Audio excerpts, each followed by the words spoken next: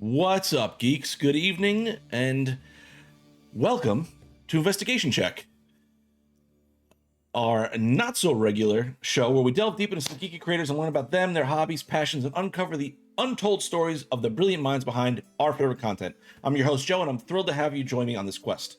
For each episode, we embark on a captivating journey, meeting and interviewing the creative powerhouses who bring our favorite geek universe to life. From game developers to cosplayers, authors to YouTubers, Investigation Check is your gateway to the hidden depths of their imagination. We believe that the geek space is more than just a collection of fandoms. It's a vibrant, not vibrating, community that fuels our passion and inspires us to explore uncharted territories. With Investigation Check, we aim to celebrate the stories behind the creators and gain insights to the magic they wield. So thank you for joining me on this epic quest as we roll some dice, uncover hidden truths, and embark on an unforgettable quest together. Welcome to Investigation Check. Tonight, I have Vinny from Records of the Realm, storyteller, record keeper, all-around geek. What's up, Vin? Hey, Joe. That is right. Honestly, for a third thing, that was a really good choice. Why don't you give us a quick little introduction of yourself? Let everyone know who you are, where you're from, where they can find you. Sounds good. It'll be shorter than what you said, but like, dang, good for you for that big intake. Because that ain't me. Hi y'all. I'm Vinny or Vander from two places, Vander.Vison, if you're looking for a cosplay photographer or videographer. But over here in the other geeky part of my brain, I am one of the founders, creators, and record keepers at Records of the Realms. We are another TTRPG community, focusing a lot on trans and like diversity in as many ways as we can possibly do. We are also, technically, our whole community has together created a D&D supplement book with another one hopefully on the way. We create some products, some geeky wear like this, and we also stream and do podcasting, and just we make things as a group collaboratively best we can. That's it. Okay. Well, I want to touch on, I think I even knew about this. You wrote a book as a community? Yes. I wrote most of the basics of it because it was it's mainly a D&D supplement for people who, if they need a patron, like a character patron, like a mob boss type deal, not a patron like warlock patron. You get someone called the Ivory Queen. You also get items, over 100 items. There's over 20 spells and over 10 feats in the book. And we made it completely sold and printed earlier this year. Earlier this year. If people want to still pick that up, can they? We had a limited edition run of that specific cover.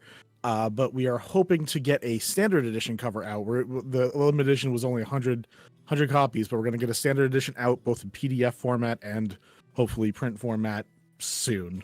Okay. We're working together on that too, and we all have so many things to do, so it's just taking a little time. All right. So let's start at the beginning. Little Vin. How do we go? You said I can call you whatever. You can. How do we start from Little Vin to get to Vander.Vison? What's that process like for you? What was your first introduction to like geek culture? Little Vin was never little, I will say that. That's the one thing. Little Vin always has been Big Tummy Vin, but that's fine. We love that here.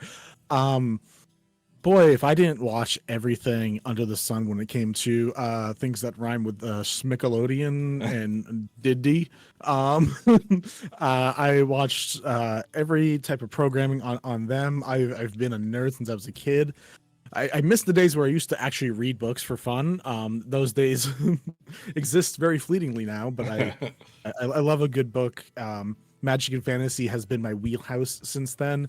I had a Game Boy back in the day, and like Pokemon was the classic that I played, but I also played games like Golden Sun, Skies of Arcadia Legends, Fire Emblem, games where myth, magic, dragons, fighting, combat, spellcasting was all just a part of it. And every book I read it was. Had a couple zombie survival books and stuff like that too, which I'm sure only have great solutions for me in the rest of my life. But yeah, I don't know a time where I wasn't just watching Captain Planet, and then Avatar: The Last Airbender, and then The Dragon Prince, and then now Hell of a Boss and Husband Hotel. But like that, it's a real different line. Yeah, But you know, it's a bit of a left turn.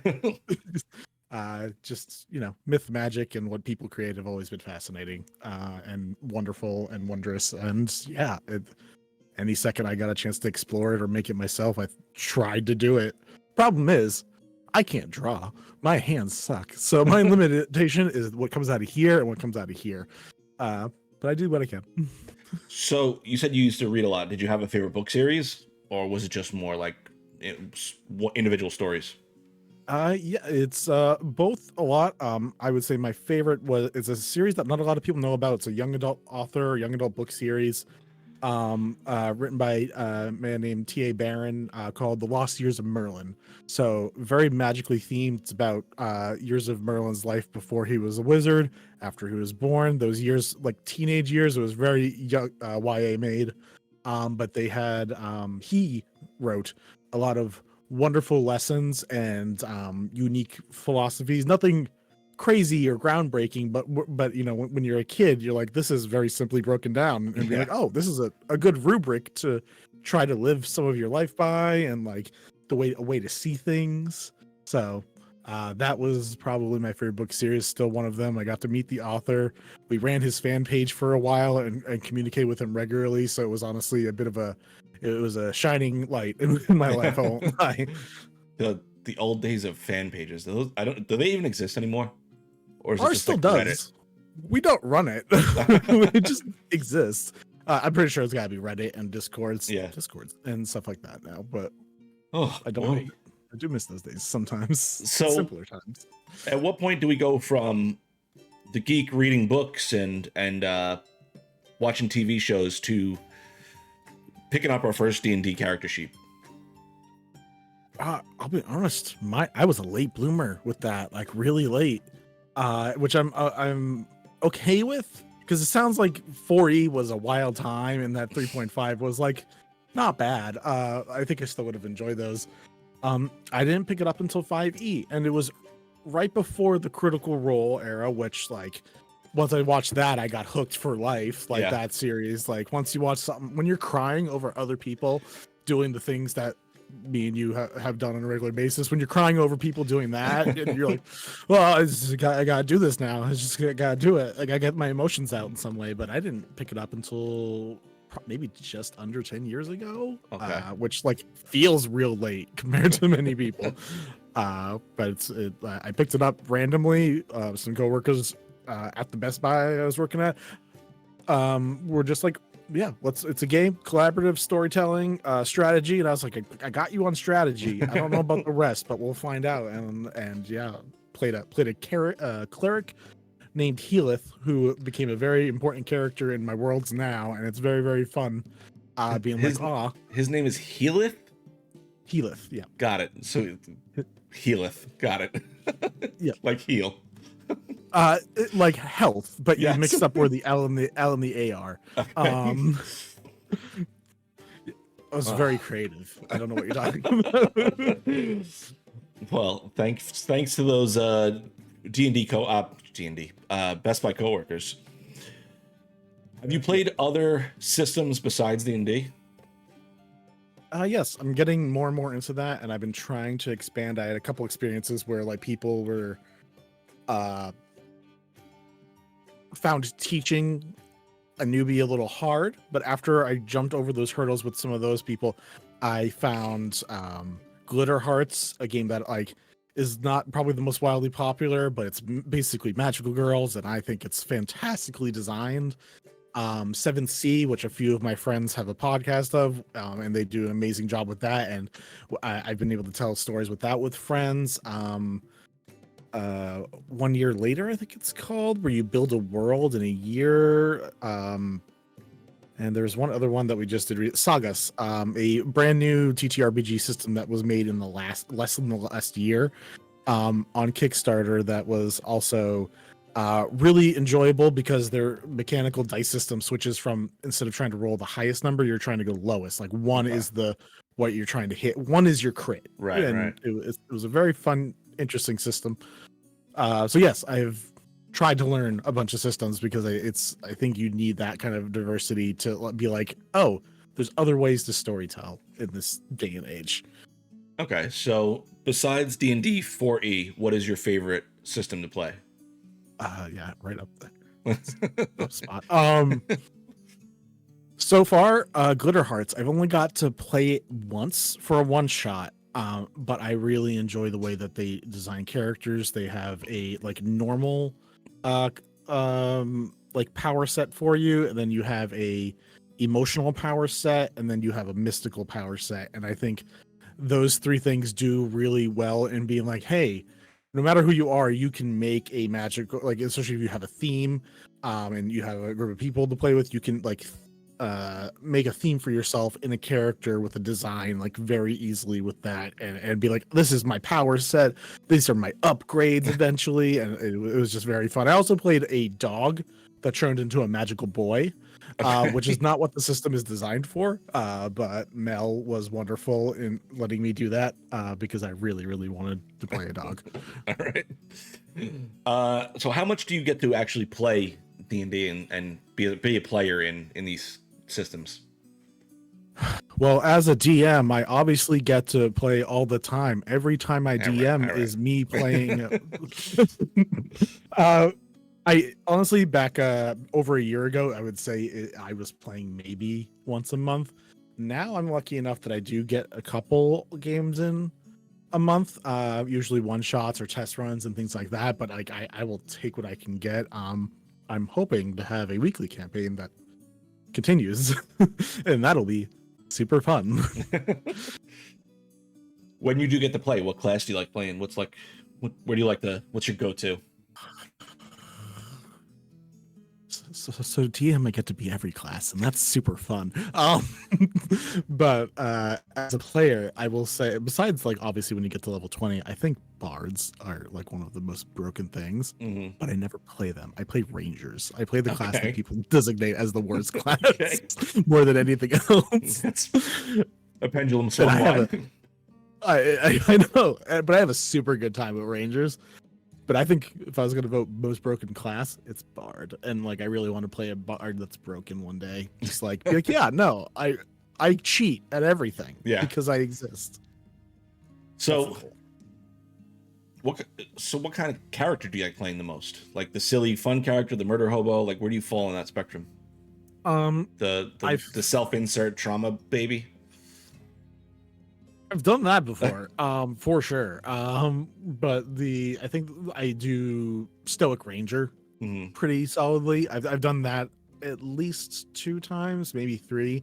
Not always stoic, but definitely like a very reserved personality, that is there to either take care of or watch over others. Mm-hmm. Which basically just means I'm like being like 6% DM while playing, but that's fine. So when you're either DMing or playing, how do you like? What are your ranks of most important to least important with combat, role play, mystery, exploration? I don't know any system that does exploration super well, or I've never played a game specifically that, or really seen one where exploration is done like what I'd say like really good, like when you play it on a video game. So that's unfortunately lowest. I would love to see that get higher. I would love to see some games that really do that well. Mm-hmm. But I would say role combat used to be my number one thing because of Fire Emblem and fighting games.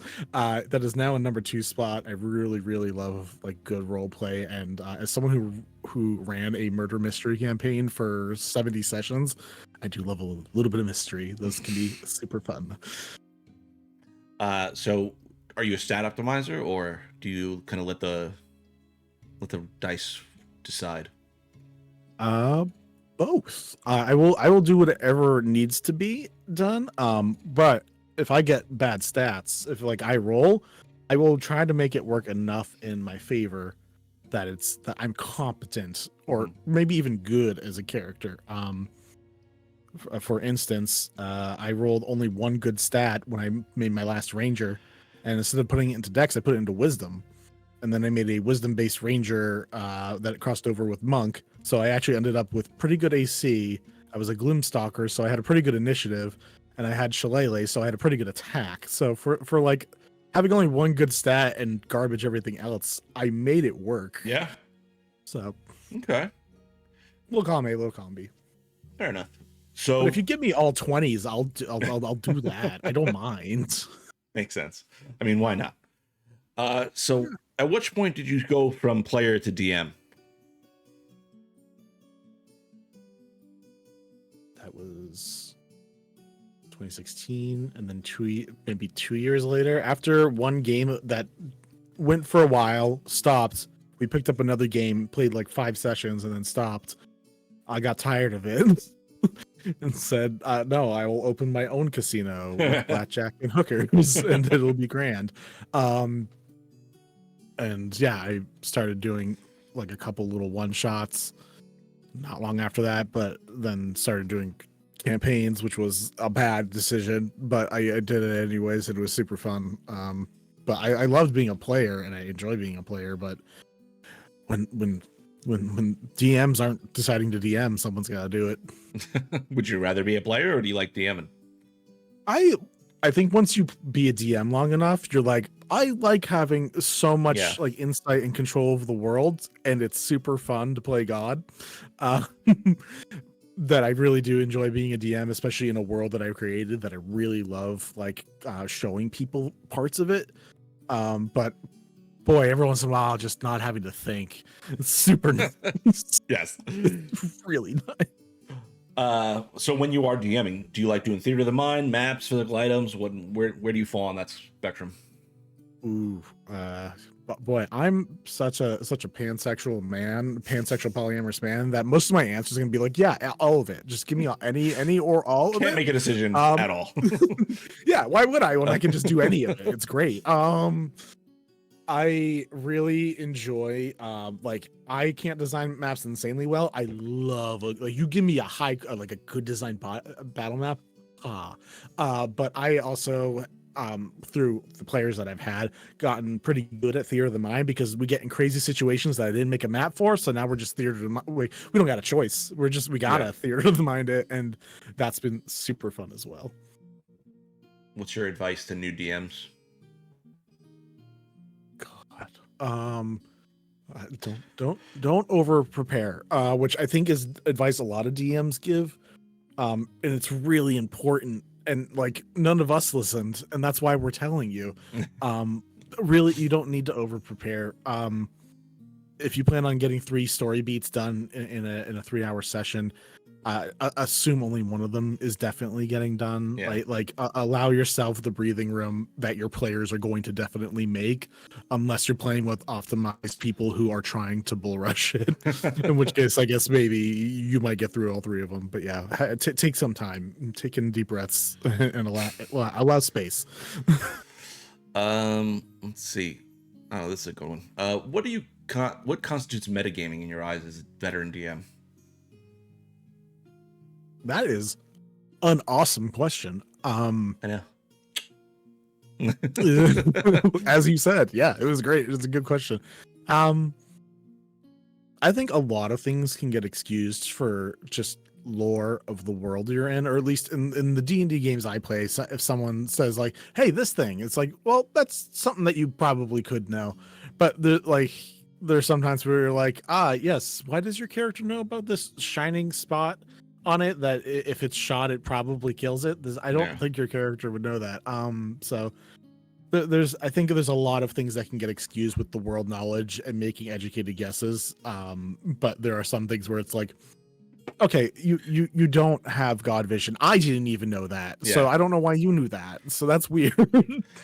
I always say this every time I ask this question. My biggest example of a metagame is if your character never having met a troll before, or a troll before, trolls, knows that fire kills it. Yep. It's always my biggest. It's like, how often have you come across a troll? No, it's stuff like that. It's like maybe you've heard rumors that Right. fire hurts them, or like they're scared of fire, and that could be helpful and Right. a good way to do it. Like I'll have very different reactions to someone being like, "I think fire scares them," and someone being like, "I think fire will murder it if we douse it in enough oil." At least make a roll for it first. Jeez. Yeah, it's part of the game, Just Yeah. roll those. All right. Let's see.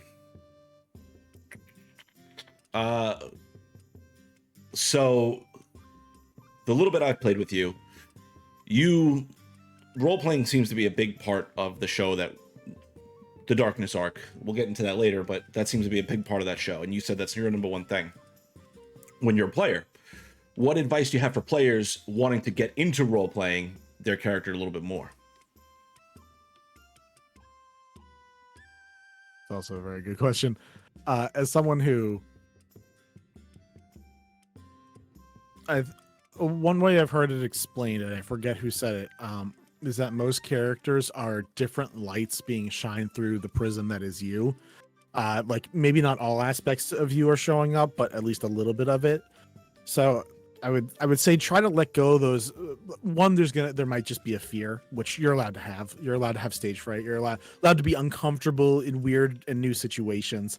But like if you definitely know there's this part of this character that you want to like try to attach to, let go of the rest of you that the best you can, and try to really hang on to that one thing, especially if it's like a really like one worded personality thing that you can grab onto. If you're like this person cautious, a big thing with them is being cautious, and if you can like take that part of yourself that is a very cautious person, and like really try to wrap your brain into them, that is a way I've done certain characters and NPCs. It's like NPCs, you got to be like, they have this one personality trait because that's all I'm going to do right now, and that's probably the best advice I can try to give. Yeah. But it is a difficult thing, and it's getting comfortable, which takes a bit sometimes. Yeah.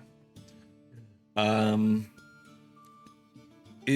How only about had you for that? Am I allowed to ask you questions? Yeah, by all means, you can ask me whatever you want.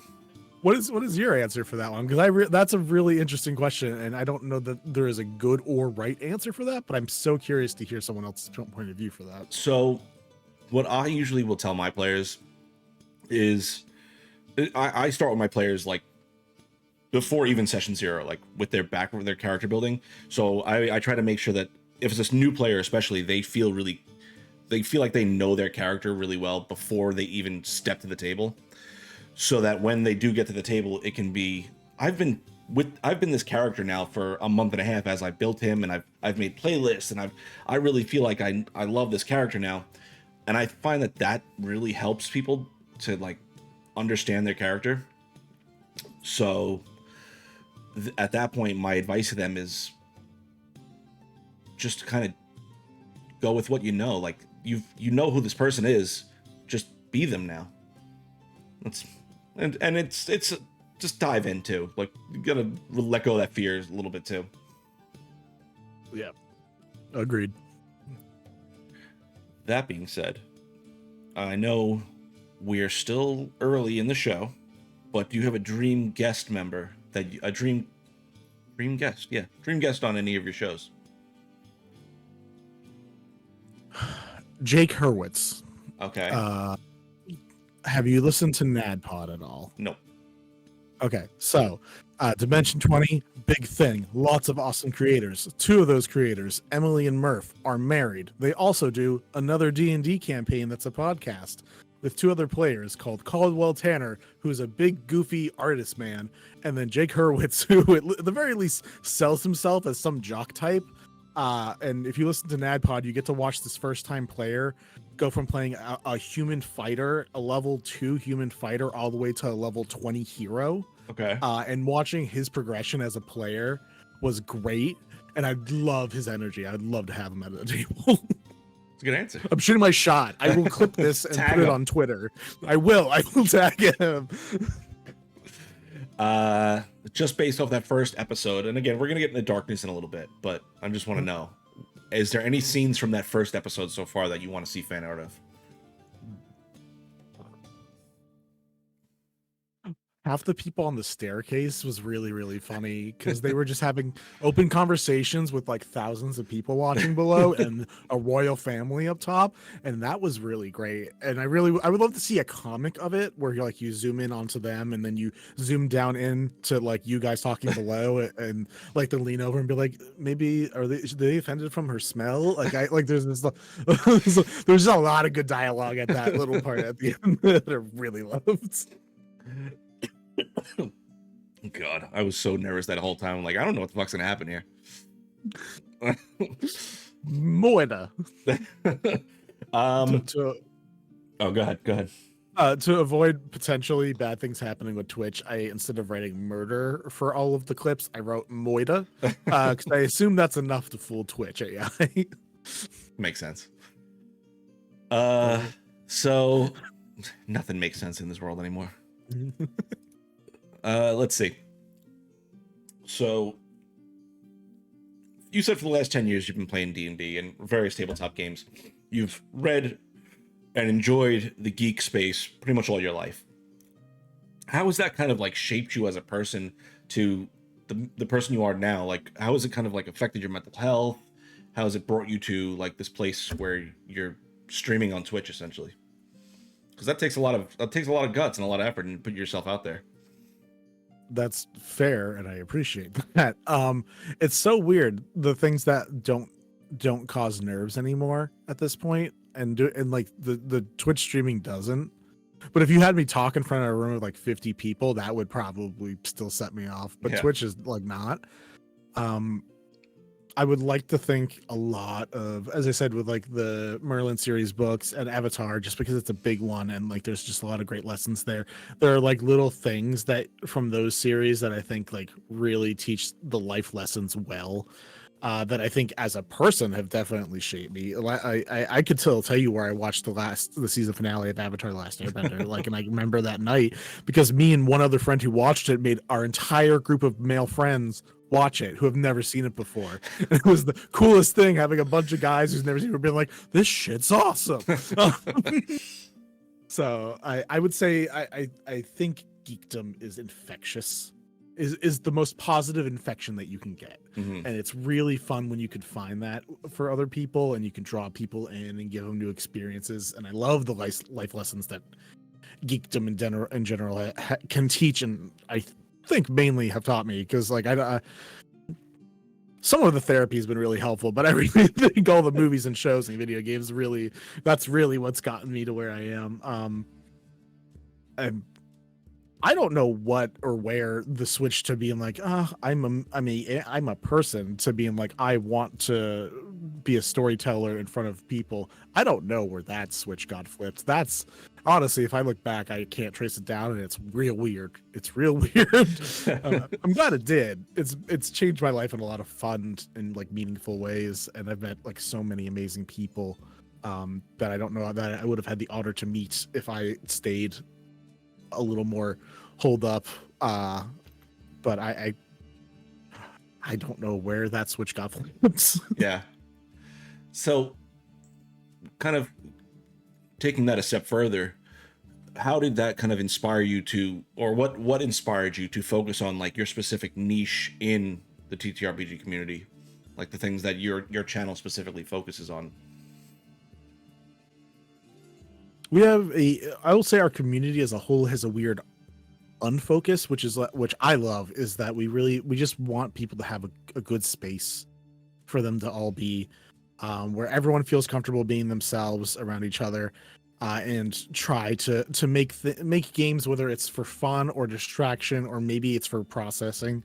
Because I've had games or moments where sometimes you just need to process things, and I think that as long as everyone's cool with it, it's an acceptable way to play the game. As long as everyone's cool with it. That is a tough one, purely because I'm not 100% sure what the answer is on that guy. But it's when I was a kid, I always dreamed about writing books, and like I wrote books, and a lot of the books that I tried writing inspired what we now play in, which is great for me in different ways. But also like there's just like love and loss and like living life, where you just eventually be like, those are experiences that I feel like can be expressed in a way that helps other people see things in a really expressive or interesting or confounding moments. I don't think I'm causing epiphanies, but I think if someone gets like like if one of their new core thoughts or core memories is like a moment from one of my games, I will never complain about that. Yeah. Okay. Um, so how do you go about your creative process when you are developing new content? Uh, Specifically, like in the streaming area for like TTRPG stuff. I mean, you can talk about Or, anything you'd like your creative process for anything that you're working on. um, having a central theme has been really great, but normally, like, unfortunately, I have that type of ADHD where I've had thoughts that just have existed for a really long time. It just takes a while for them to get back to me. Um, but sometimes they're just themes that like I'm like, that's a theme that's going to happen, and we're going to make that whole theme happen in like a book series of or colors or like shapes or something, something shiny. And normally I would say I don't know that I have an exact creative process besides being like, for games, I think most of the creative process comes from creating things for players and then just developing that further. So home games or smaller games or older games, I developed things for people because I was like, you did this really cool thing, or you role played this really well, or your character has been working really hard to this, and the system wasn't updated enough to like give them the rewards that they kind of deserved in my eyes. But also I hand out magic items like it's candy, so it's like I can't say that I'm a great example.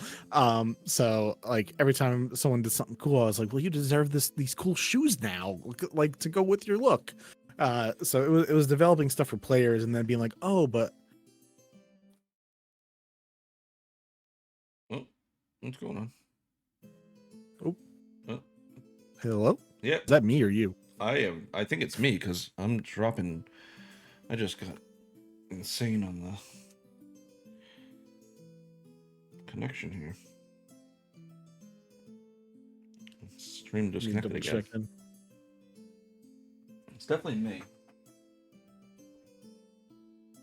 Right.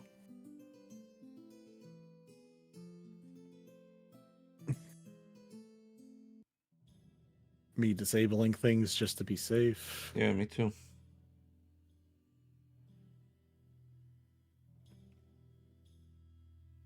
That's always the fun part of streaming.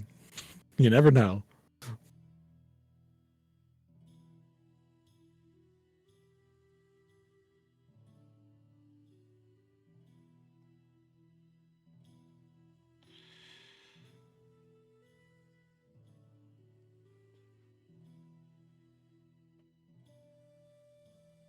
We are.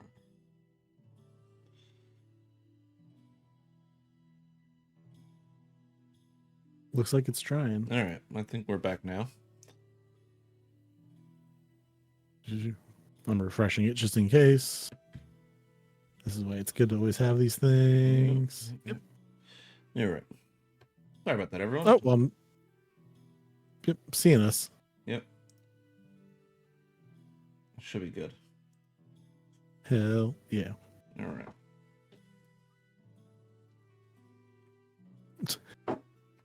Don't know what that's about, but we're moving on.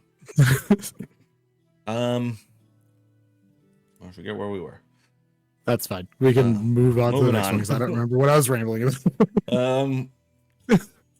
Is there any like projects or collaborations that you've already worked on that have left this really memorable experience for you? Most recent ones. I want to get more into some collaborative spaces, but most of the things that our community have done is our last season, Light Arc, was amazing to me. Like I just loved it, every second of it. There were some really hard moments, but We had a whole mystery campaign, and they did the mystery so well. They did the mystery so well that I had to make up something for the last like 20 sessions because they solved the mystery early. That's how good they did. And it was great. And they earned every bit of their happiness by the end of it, which was great. But the creating the book, getting input from the community, a lot of the community members helped make the book, from the cover to the art to helping me correct items, or some of the items I made 7 years ago, and they were like, this probably isn't balanced anymore. It was never balanced to begin with, and that's fine. Funny story. So I would say those are the most recent ones. Like getting like the finished product in my hand was a core memory for myself. And Light Arc was a group of people who like super earned their happy ending, even though some of them are still dealing with not happy endings, but that's fine. Happens to the best of us. So has there been any challenges that you feel like you faced coming into this space? So, I mean, I hate to say late because there's really not a right time to come into it, but like any challenges you feel like you faced as either a creator or just in the space with the people already in it? The coming in late is not incorrect. The best time to have started this up would have been during the pandemic, and I started it like a year late after the start of the pandemic, which was too late to really get that of like everyone's at home and have a chance has a chance to watch and really get into it. So that was a timing mistake on my part, but not something that like I super regret. But like, man, that those couple extra months could make a big difference. Yeah. That's the biggest thing with that. Related to other things, we try to be as inclusive as possible, and I know that I personally, especially because of the options I had at certain times, did not do as good as I could have done if I pushed harder. But there are some aspects of my personality that are shy, and asking people to do things for me for no money is one of those things that where I get really uncomfortable. Yep, that'll do it. So yeah, that's really those two things where I'm like, ugh. Better choices. Yeah. Do you have any advice for people coming in now that maybe you didn't have when you started? If you can, and not everyone can, if you think you can do it by yourself, you should definitely try no matter what.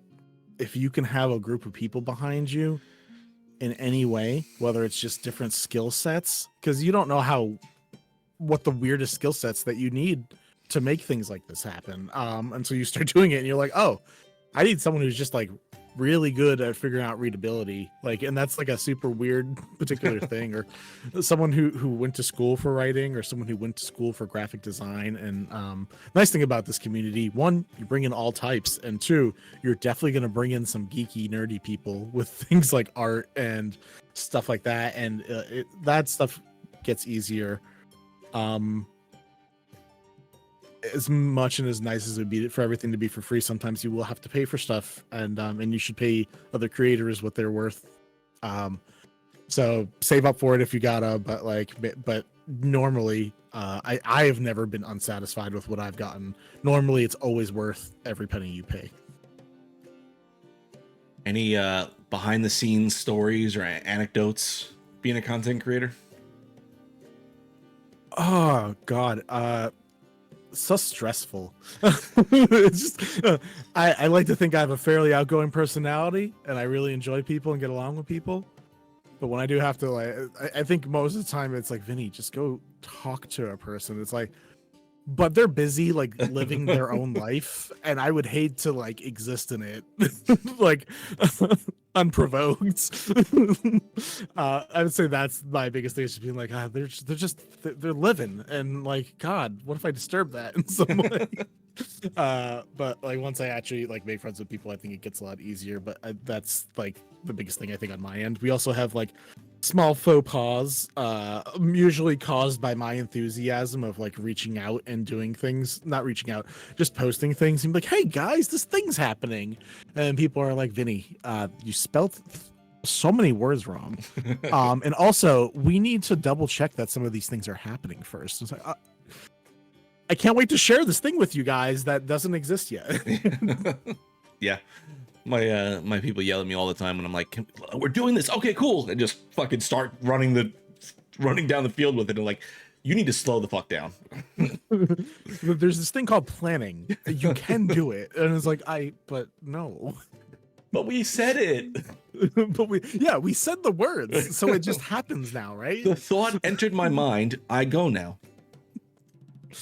Real dog energy. So you have a big connection with your audience. You've already said that. Like you try to take all their feedback in and move forward with that. How do you go about doing that? Like, how do you take that feedback and like kind of turn it into constructive criticism? Cool. I didn't have to sneeze. That's great. That's great for all of us that I didn't have to. A lot of the feedback I've gotten less feedback from newer people in the community. So people who like join and are like, hey, there's these changes. Not to discredit that, but I do think we would hopefully meet the mark on anything people ask for in that sense. A lot of the feedback I get is either from older friends or older players who are like, hey, there's these changes that you need to make because they have expertise in different things. So some of them are very good in either graphic design, or if they look at a thing, they're like, oh, here's how this reads weird, and be able to explain how even just minute details can get changed. And I'd like to think there are very few things that I'm like super want that I try to really keep in a way that I want. So if it'll move the community in a better direction, I usually am pretty willing to give. And sometimes I think the biggest issue we've really ever had is that sometimes even with casts and stuff, you have situations where people don't meld right. And I've had the thing where I've had to be the one, because it is my community, where I've had to remove players who did not necessarily make other players or just community members feel as comfortable or safe as they could be. And when that's happened, I've had to take some people aside and have that one-on-one conversation, be like, look, we give second chances. I think you should always try to give people second chances, because everyone's a person. People got flaws. If you get better and we see you get better, maybe you can come back. But for now, we need you to leave the space.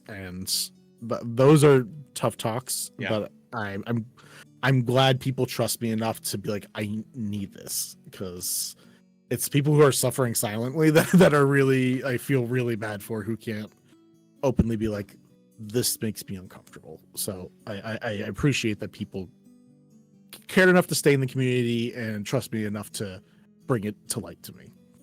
Okay. All right. Let's shift a little bit away from the heavy topic. That's not even heavy for me. Let's talk about Records of the Realm. Mm-hmm. You said this started how many years ago now? 7 years. Okay. And I know I'm part of the Darkness arc. How many arcs have you had before that? There has been Earth, Wind, Fire, Water, Earth, Air, Water, Fire, and Light. 2 extra ones that popped up was an Avernus arc, because a group went to Hell, which was supposed to be a one-shot and ended up being a 100-session campaign. Accidents happen. I'm very known for taking one-shots and trying to go into very, very long things. It's a bad habit. And a group called the Gentlefolk Saga, which was a group of us gamers who got together during the pandemic to play Among Us, that eventually were like, let's make D&D characters and let's have them travel different realms and do different things. And I was like, cool, let's do this one shot. And that's on its 3rd season. So yeah. So obviously the elemental theme is throughout all the arcs. What is the inspiration for that? Well, I think I've said it before, I'll say it again, like Avatar: The Last Airbender, also Golden Sun, the video game, and a few other games have really hard elemental themes that I really enjoy a lot. but the whole campaign saga is called Elemental Extrication. And some of the themes and characters and ideas come from what I used to write when I was a kid as a book. And it's kind of taking that and putting action into the world related to that stuff. Although players have taken it totally in their own directions, which is fantastic. But I've really always wanted to have this world where the elements were just kind of part of people's lives in some way, in very similar manners to those other series. But hopefully in a not a more unique, but in my own unique spin, where it's just part of people's lives. They understand it, and maybe it just exists in a way, but in a way that matters, but also just like, man, I'm not explaining this part well. It exists in a way that it just comes naturally, that you adapt and cling to it, but also there are people who hard realize its existence and try to use it in their own ways as well. Okay. If that makes sense. Is there like an overarching theme that a story you're trying to tell, or? There is. Most of the arcs that we originally recorded for a podcast, which we never posted the first 4 seasons, because editing podcasts is hard. Editing podcasts is hard, guys. And we never did that. So Light Arc was the first one that we streamed of that saga of 6. But the players from Earth Arc and Fire Arc specifically have we now do monthly stream sessions, so their storylines continue, and there is a convergence of a lot of these storylines that at some point, once campaign 1 or the Arc of Darkness ends, you players will have the option, if you want to continue your stories in either monthly sessions or whatever kind of crossovers and stuff we have, to what I'm calling the 7th and final converged arc for a wrap up. Okay. Did each arc have its own like theme besides the elements? Like, you said Light was a mystery game. Did the other arcs have their own theme?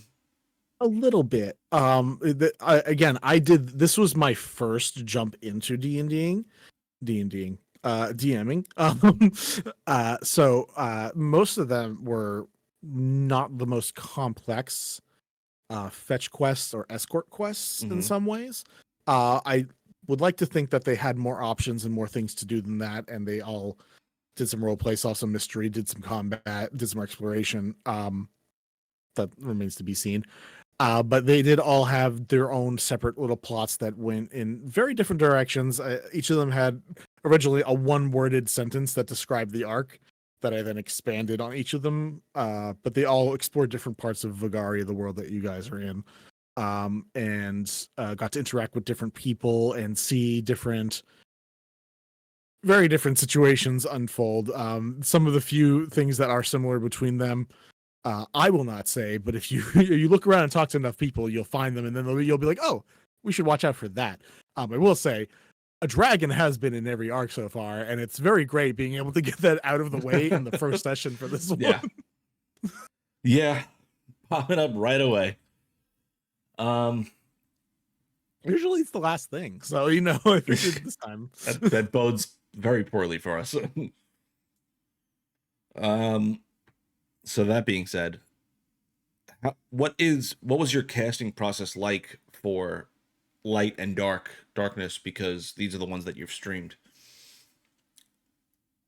Darkness took a bit, but it was also so rewarding so far. I guess it's knock on wood, we're 1 session in, but I love the cast that we currently have, and I am super happy with the way everyone's been interacting. And Light Arc, very similarly, was a group of people. Most of them, I think, 4 out of the 5 players. 4 of the 5? 4 of the 5 players were all people that I knew to some level and were my friends. And then we had one player join late that I did not know as well. But immediately the energy of everybody, every time, every player has been great. Trying to get Light Arc people was very much just being like, what friends do I have that are free Sunday nights that are already invested in this in at least a little bit of a way, or really enjoy D&D, which narrowed me down to about like 400 people that I know. But then I narrowed it a little further than that and got some of my favorite people together. By the end of it, it was very choice. Darkness was me wanting to make sure that, as you talked about some pillars of your community, one of them that I do try to have in ours is diversity and inclusivity. And I wanted to make sure that we reached that in a way that I could be proud of and put my money where my mouth is, while also making sure I got people who were, they don't need to be experts in front of a camera, but like comfortable, but also very enthusiastic about playing. And boy, does everyone have that across the board in Dark Ark so far. And I'm very, very happy for that. That everyone seems invested, or at least they want to have a silly time with their character, or they're deeply ingrained enough with their character, that they're just like, yeah, I want to do this really weird thing, and I know it's going to be weird, but it's gonna be great. And I think I lucked out both times, but I think the vetting process that was there and then improved upon definitely paid off. What was your vetting process like for the two shows? Light was a lot simpler, where it was very much, again, I didn't have a form like I do now, or it was just like I want to find people who I think are just really invested in doing D&D, and maybe even new to being in front of the camera all the time. And I found people like that. And it was just about getting people who were also down for a mystery, because I knew I wanted this to be a thing you got to solve, and not everyone's down for that. Like, so like Yeah. like I had to like straight away be like, look, I'm gonna let you like bump your stats in the way you're supposed to ahead of time. Like, understand that if you want to be doing this at least once in a while, you're gonna be looking for stuff more than you're gonna be fighting stuff. And we had some really big battles, but a lot of the first 40 sessions was them just trying to figure out where things were. And I again got a great cast of people. Some of them never killed anybody. Like, and they had villains that like would have destroyed the city, and they were able to imprison and not kill them. Which, like, having characters minded like that was great. And then for Darkness, it was really reaching out to new communities that I've never really reached out. Like, I don't like to like isolate like we are, but I feel bad invading other people's spaces, that feeling like I'm taking things. I just don't want it to feel that way. I want it to feel collaborative or exciting. And it was very hard for me to do it. And I was very excited when friends of mine helped reach out in certain areas, being like, Hey, Kate. no, this guy's great. Yeah, Kate. Like, Kate was one of those people who was like, yeah, I'll gladly share your stuff with these awesome people I know, which I appreciate, because I just it's a sucky feeling, and I don't like having it, and I didn't want that to stop what could have been something really great and what I think is going to be really great, and it didn't, and that is because of friends and supporters who were like, yeah, we've got this critter Discord, we've got this other Discord, and willing to just be like, hey, I'm going to drop a link and then I will enthusiastically advertise for you. And it was like, thank you, because those are the things I hate doing the most.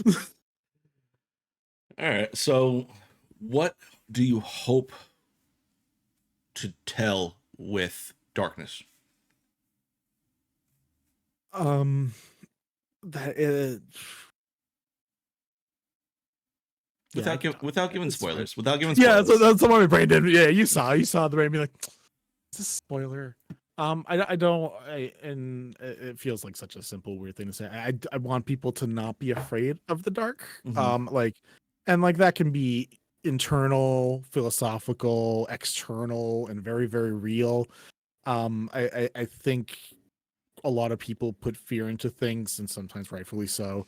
And I want people to be able to face them and look at it, and see things that are weird or unusual, or dangerous, and to second guess if those things are those things.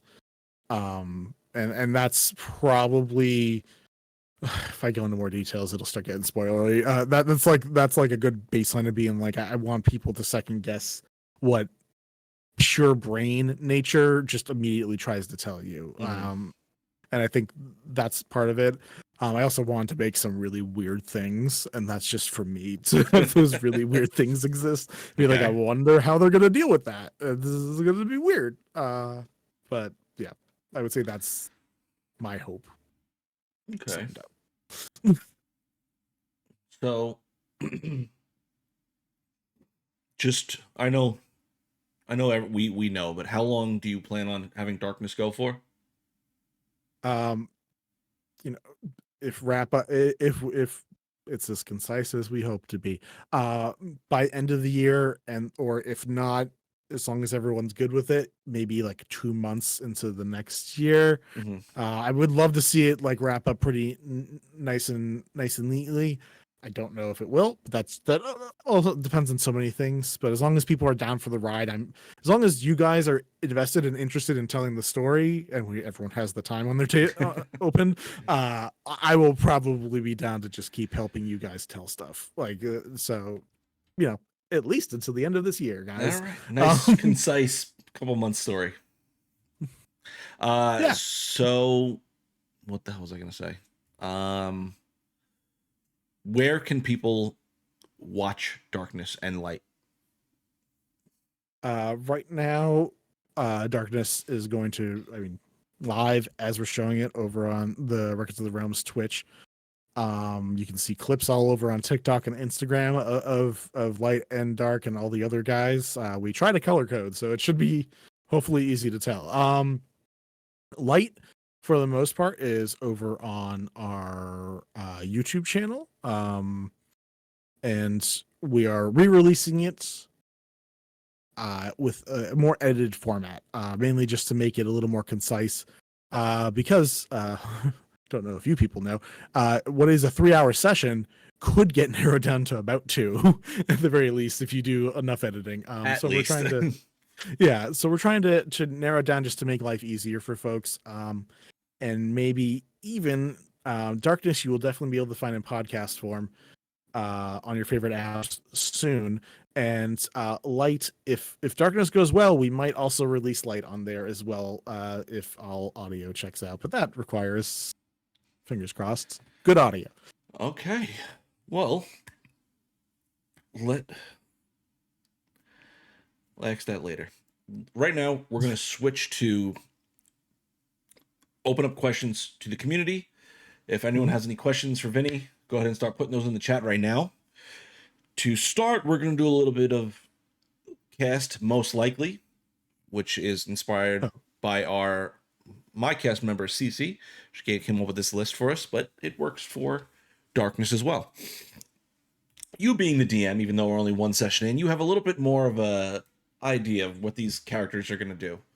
So I mhm. think this is going to be a nice little tease as to insight to these characters we barely know. Hopefully, we'll see. That being said, let's start with who is most likely to rage quit a Monopoly game. Oh God. I hope everyone, honestly, everyone should have the balls to just rage quit Monopoly. I think Rough, from what Yeah. we've seen so far, Rough feels like the right answer. Yep. I'm gonna stop shaking that dice. It looked Uh, weird on screen.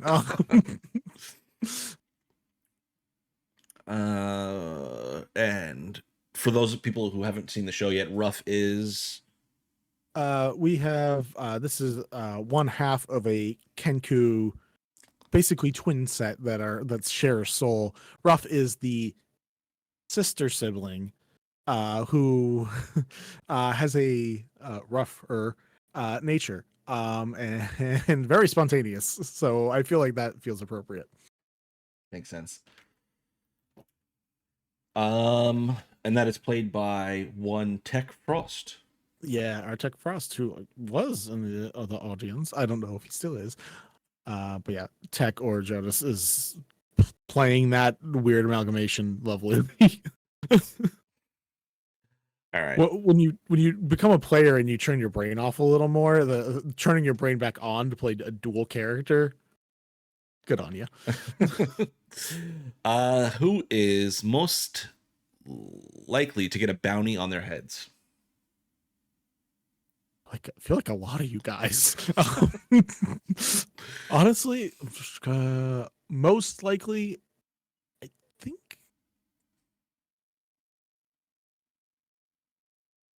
I think Nymptheria. I don't Yeah. know why. That feels correct to me. I might Okay. be wrong. And Nymptheria is Nymptheria is our Furbolg druid slash necromancer, played by Jay. I believe Jay the Gay Cosplays is their handle. Who's a very, very tall, very, very soft spoken and kind and sweet so far, Furbolg. oh, that's interesting. Hmm. Let's see. Nope, I already know what the answer is, but I'm gonna say it anyways. Most likely to have the best pickup lines. uh Boy, there's actually two people I think could contend for that. I'm going to say Aranea though. I feel like Aranea, our warlock, our tiefling warlock. I mean, how naturally adept do you get at just being good? But only she was a bard, right? Like just very good at handling conversations. So far we've seen very, very well played by the lovely Crazella, um, or Zella, as most of us call her. Uh, very fun character. And going off that, most likely to believe in conspiracy theories. I want to say all of you again. I feel like a lot of you are like super. Most likely though, is it weird if I say Malkith? I feel like Malkith would be like, yeah, that's potentially believable. That's fair. Uh, I can see that. Malkith is played by Joe. Our Fire Genasi cleric, Grave. Say Grave Paladin. That's a different thing. Grave cleric. With a giant scythe. Edge So lord. friendly looking. Fucking most awkward edge lord. It's like, I don't know. That's why I think I would just be like, oh yeah, I guess that makes sense. Sure, I guess so. All right, last one. Most likely to be eaten by a mimic.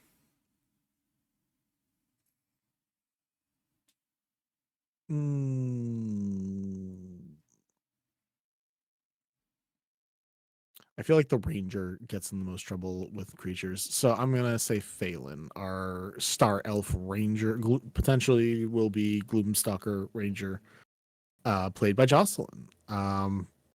Who just feels like the person who'd be like, yeah, I'm gonna pet it, it's fine, and it's gonna go badly. Okay, so who didn't we say? I think Lark's the only one we didn't say. We didn't say Kelliot, and we didn't say. Killian, it's Lark. Did we do 5?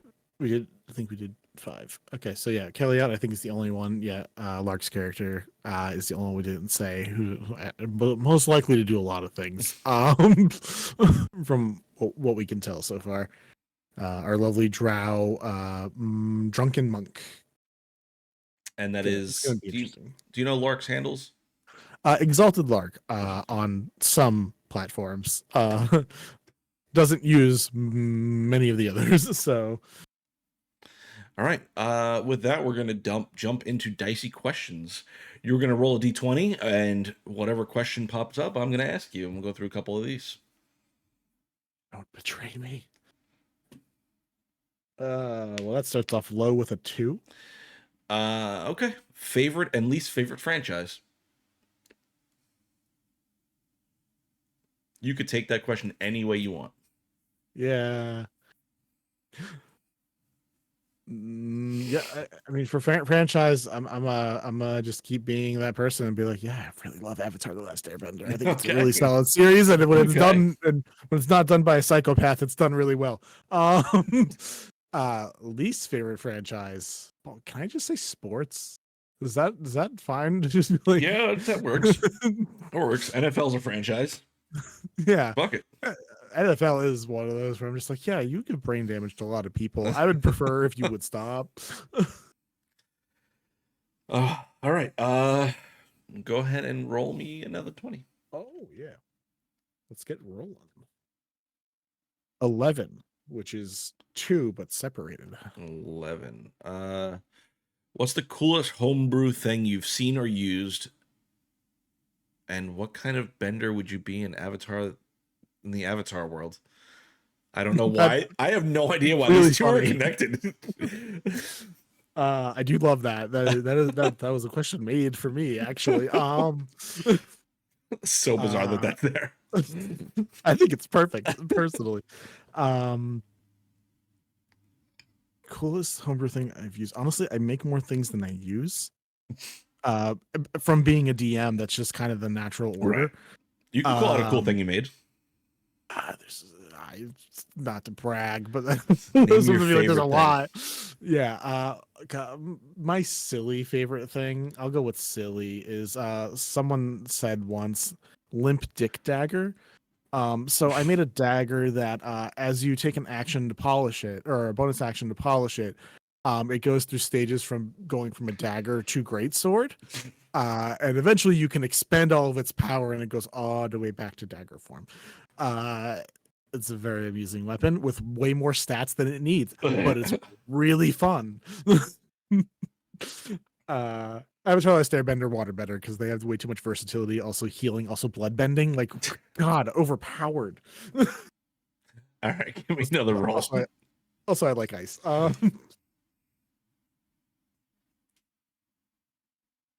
It's either a 6 or a 9, and it doesn't actually tell me, which is not helpful. Okay, we'll go with 9. If you could live in a fantasy world, which would you choose? I'm guessing Avatar. No, I am too much of a soft, squishy baby to live in a world without technology. Yeah, Avatar when they catch up to our technology, maybe. I always want to like. Some people are like Marvel or DC, but it's like honestly, if you're just a person in those worlds, Terrible universe to life live in. life is really awful. I don't know any world where I feel like animes are fine. Most of them don't have world-ending disasters a lot. So like My Hero Academia, that's fine. I'll do My Hero Academia because I maybe get a power, and like the chances of me being in the city that gets exploded is limited. I think. Um, Okay. It's in like the world ending in the whole premise is like there's a quirk singularity that it's all coming to where the world ends.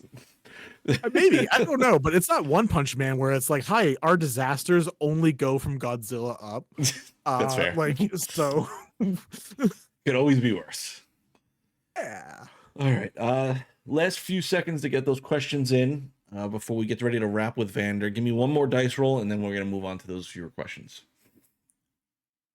It's also either a 6 or a 9, so I guess it's just 6 now.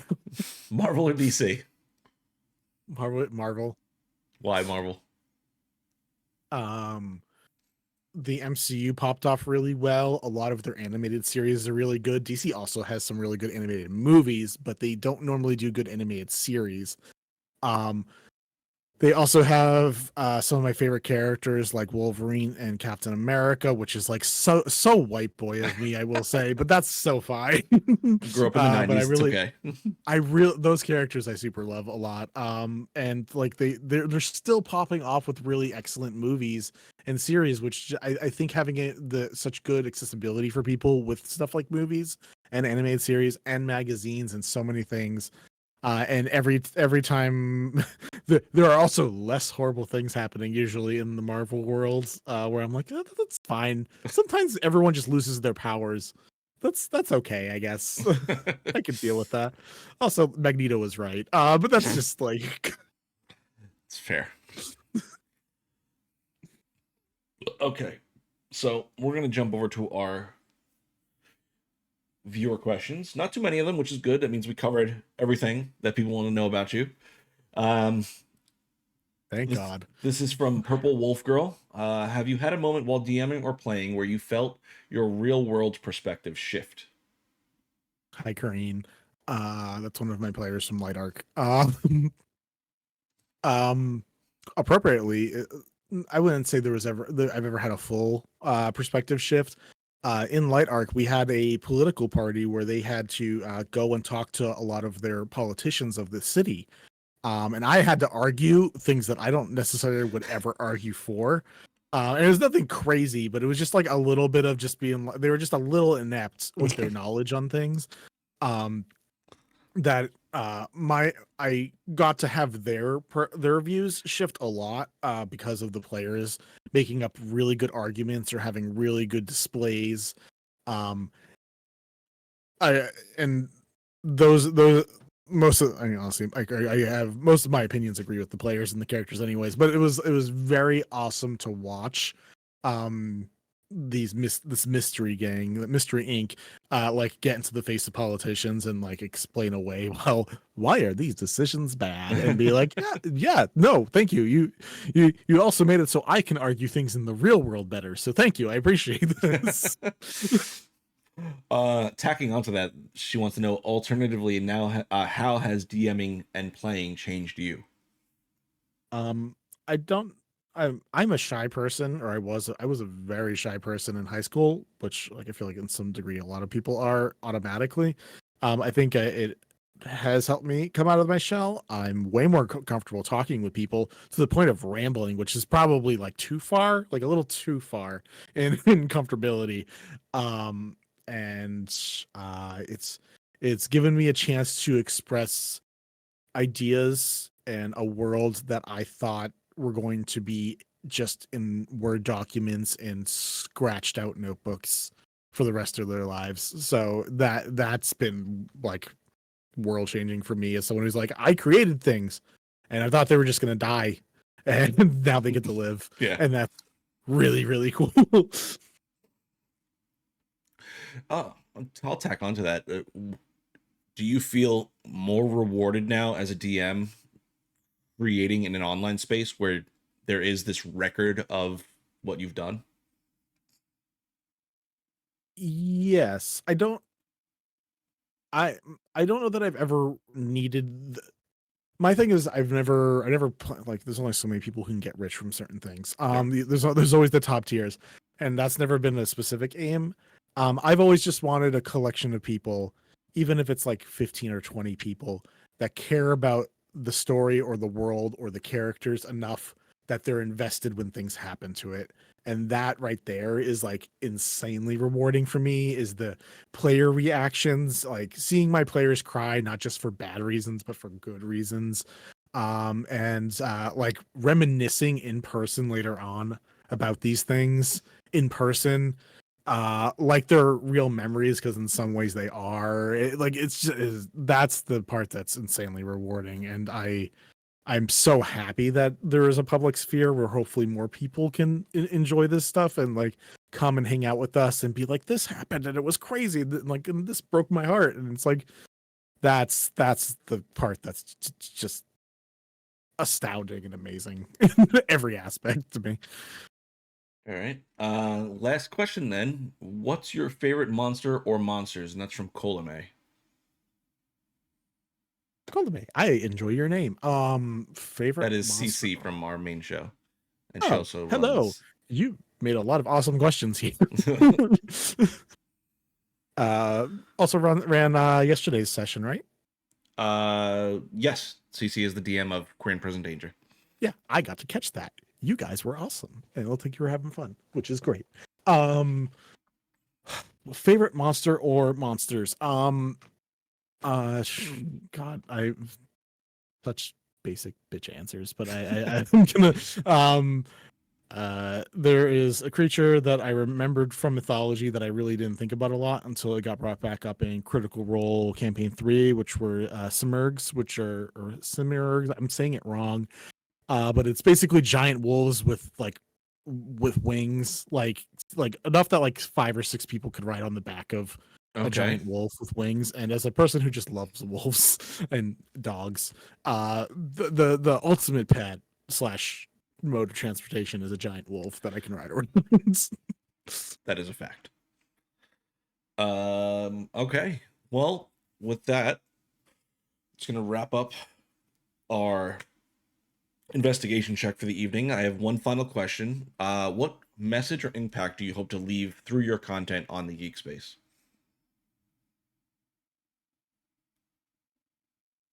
Bro, if you told me this question in the beginning, I still probably wouldn't have an answer for you now. That was a thinker. I I think I said this earlier too. I would love to have a space that feels comfortable and safe for both being yourself, but also expressing yourself in new ways, which I think TTRPGs themselves are a great thing for. Like, really, I think you get to learn yourself a little bit more through them. Um, and I don't care if I'm known as a great performer, but if I'm known as a good storyteller, that would mean the world. It was a nice note to end on. Well, I want to thank you, Vin, for joining me this evening. Anything that you'd love to plug? Where can people catch you next? Well, thank you for having me for one. I appreciate this. This is a fun space to play in. Always like new playgrounds. Yeah, I come over and as long as this plug's okay, which I assume it is, Plug please everything come you hang want. out. Plug it all. Please come hang out with us at Records of the Realms. That's the only real thing to plug. You'll find the other things there if and that's really just book and merch. Really, besides that, those couple things that we kind of push, it's a community, and so if you're looking for more community spaces for more nerdy stuff, we got it over there too. We're trying to play new systems. We're trying to hang out and stream more often. We're trying to have multiple games going where multiple people can actually get to experience games or watch games. If you don't want to play, you can spectate. If you don't want to spectate, you can play. We're just trying to be a place for people to get to do those things. All right. And you are Vander.Vision on Oh yeah, there's me. all social media platforms. Yeah, I so forget to plug in stuff. Thank you. Yeah, or Vander.Vision on most socials. It's mainly cosplay photography and videography, and sometimes I say things about my opinions, but really it's just a space to show artwork. All right. I think that's all we got for this evening. You can catch me and Vin. I'm gonna say it again, because for the people in the back, you can catch us on the Darkness Arc this Sunday. That is, what time is the launch time for that? 7. 7 It's supposed to Eastern. be 7. 7 Eastern. I don't know what the specific because I can't do math good. You can catch me on Forging Fates on Monday. We've got potentially another episode of Spell Shots on Tuesday. I don't know. And then on the 6th, do we have something to announce for the 6th? Is that being streamed? Yes. There is during Pride Month we will be doing a bunch of one shots and games, and we're trying to stream almost all of them. So hopefully at least 10 games in June, because we're trying to raise money for charities during Pride Month, because that's what the gays do during Pride Month is we just raise money for stuff. But yes, we're going to hopefully have a Daggerheart game. There's also going to be a 7th Sea game, also a Sagas game, and also a Glitter Hearts game. We're doing all types of things. June 6th, I think you're going to be on that one, right? Yeah, And you're Daggerheart. also at the Glitter Hearts one too, Yeah, right? yeah, I am. You look a little surprised there. It's gonna be a weird one. Hey, can't wait to get my Sailor Moon girl outfit on. Yeah, it's going to be fun for all of us. I don't know if that's right. I promise you, I'm really good at being extra, so just stand by for that. Down for it. All right. Come watch Joe play. Yeah, Joe gets to play. first time in a long time. Let's see. So June 6th, and it's every Thursday on Records of the Realm. It's very inconsistent. We're gonna have a schedule posted probably tomorrow with all of the actual dates on it. Okay, I'll make sure to share that so you guys get that too. There's some weird spots there, unfortunately. And I'm actually can announce the next guest I have for Investigation Check, which is going to be on June 13th. I'm having the musician, nerd, and all-around amazing human being, Grace Ghosty. Not exactly sure how you read her name, but she's awesome. We're going to talk to her about her music building process and all her new podcast that she's got launching, and dig all into her backstory. I've got nothing else. If you've got nothing else, we love you, geeks. Good night. Stick around for the raid.